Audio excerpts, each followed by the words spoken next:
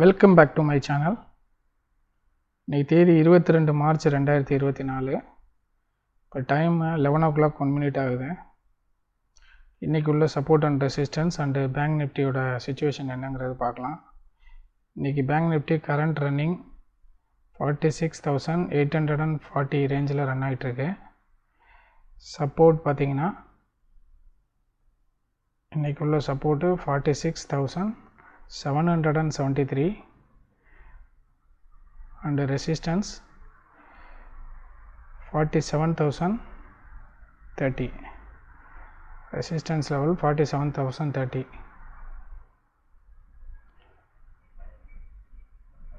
இன்றைக்கி நான் என்ன ட்ரேட் எடுத்திருக்கேன்னு பார்க்கலாம். இன்றைக்கி டோட்டல் ட்ரேடு நான் எக்ஸிக்யூட் பண்ணது 46,700 காலில் தான்.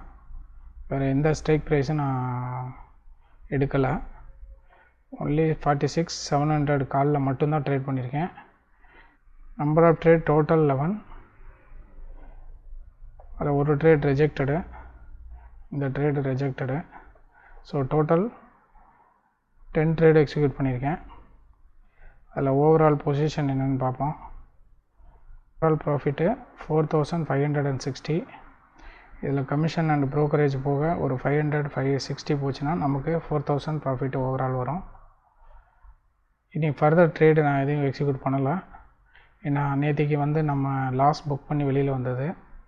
ரெக்கவரி கொடுத்தோம், அதை லாஸ் ரெக்கவரி ஆகியும் அதை ஃபைனலில் நம்ம அதை கேட்ச் பண்ண முடியல.